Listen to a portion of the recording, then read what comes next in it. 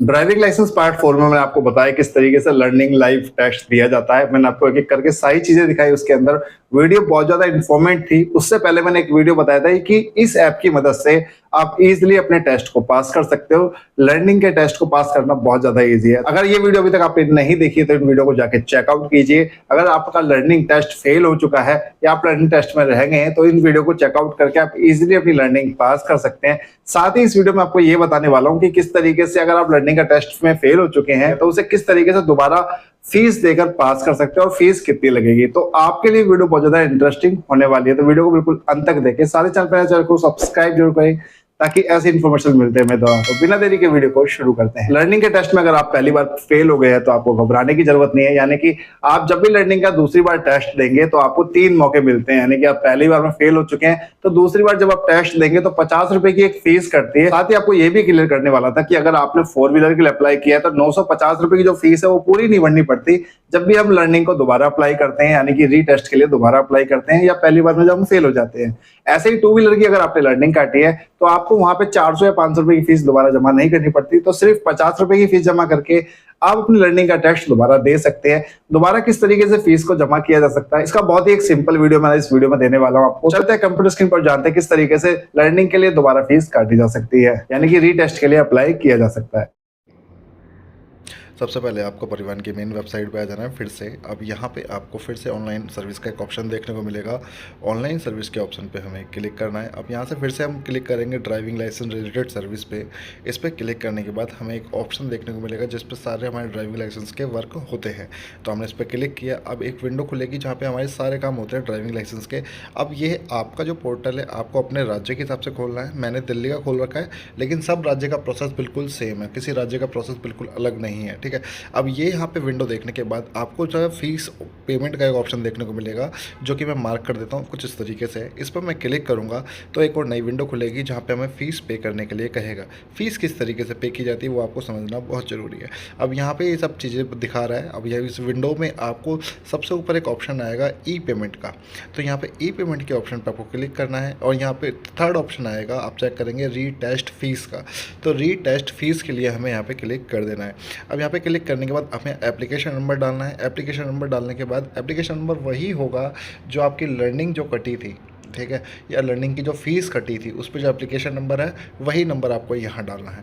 और कोई phone number या फिर किसी भी टाइप का और नंबर यहाँ डालेंगे तो वो डाटा नहीं उठाएगा। आपकी जो फ़ीस कटी है 950 रुपये की, अगर आपने 4 व्हीलर का काटा है 2 व्हीलर का काटा है तो उसके हिसाब से।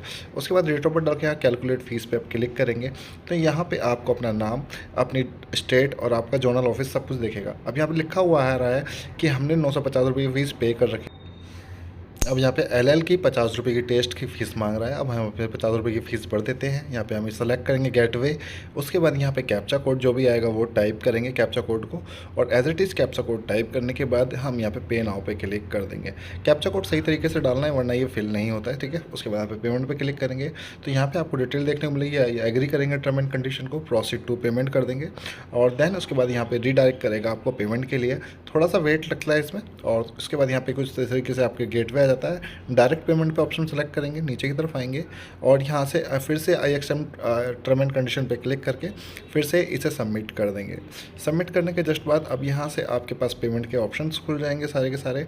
यहाँ पे आप debit card, internet banking, UPI, wallet कुछ भी यूज़ कर सकते हो। डेबिट कार्ड है तो और भी अच्छी बात है। अगर डेबिट कार्ड नहीं है और ईजी तरीके से पे करना चाहते हो तो यूपीआई का भी सारा ले सकते हो। यूपीआई अगर ऑप्शन चूज़ करते हो तो यूपीआई में आपको दोनों ऑप्शन देखने को मिलेंगे, क्यूआर कोड का भी और अपना यूपीआई नंबर डाल के आप थर्ड पार्टी के थ्रू भी पेमेंट कर सकते हो। किस तरीके से होता है यूपीआई पेमेंट मैं आपको दिखाया था। मैंने यूपीआई पे सेलेक्ट किया तो यहाँ पे यूपीआई आईडी डालने के लिए बोल रहा है और यूपीआई क्यूआर पेमेंट देखने को बोल रहा है। तो हमें क्यूआर पेमेंट ज़्यादा आसान लगता है तो यहाँ पे क्यूआर पेमेंट पर हमने क्लिक किया तो क्यूआर कोड जनरेट हो जाएगा। अब यहाँ पे क्यूआर कोड को मैं किसी भी third party app, Paytm, PhonePe, Google पे, अमेजोन पे या जो आप अपनी इंटरनेट बैंकिंग यूज़ करते हो किसी भी बैंक का, कोटक वोटक का, उससे आप पे कर सकते हो। इसे जैसे स्कैन करेंगे तो ऑटोमेटिकली एक 50 रुपये की फीस आपको आपको स्क्रीन पे दिखाई देगी, उस पर अपना पिन डाल देंगे। तो पिन डालने के बाद ये पेमेंट सक्सेसफुली हो जाएगी आपके अकाउंट से। और यहाँ पे भी ये इसे छेड़ने की ज़रूरत नहीं है, ऑटोमेटिक रीडायरेक्ट हो जाएगा और आपकी पेमेंट रिसिप्ट जनरेट कर देगा। देखिए यहाँ पे लिखा आएगा कि पेमेंट सक्सेसफुल हो चुकी है, नीचे लिखा आ रहा है click here to print receipt. तो हमें रिसिप्ट पे क्लिक करना है।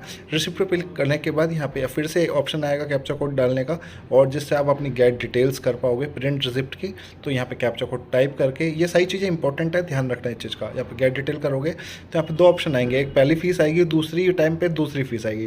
तो आपको पहले नंबर पे आपने जो पहले रिसिप्ट निकाल रखी है उसे नहीं निकालना है, दूसरे नंबर पे जो रिसिप्ट आ रही है उसको आपको निकालना है। तो आप दूसरे वाले नंबर पे क्लिक करके फिर से कैप्चा कोड टाइप करेंगे, और यहाँ पे मैं इसे क्लिक कर देता हूँ। यहाँ से कैप्चा कोड टाइप करके फिर से मैं प्रिंट रिसिप्ट पे क्लिक कर दूंगा।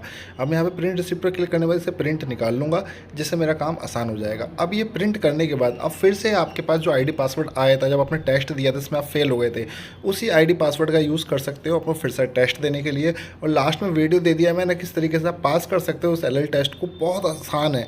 ना समझ में आया तो मुझे कमेंट कर देना, मैं आपकी पूरी हेल्प करने की कोशिश करूँगा। और पूरी सीरीज़ बना रहा हूँ ताकि आप घर बैठे बैठे ड्राइविंग लाइसेंस बनवा पाओ, ठीक है। ये पार्ट 6 है, इसके अलावा और पार्ट इसी के आते रहेंगे। मैं गारंटी देता हूँ सारे सीरीज़ अगर आप चेक करते हो तो आप इजीली घर बैठे बैठे ड्राइविंग लाइसेंस बनवा पाओ।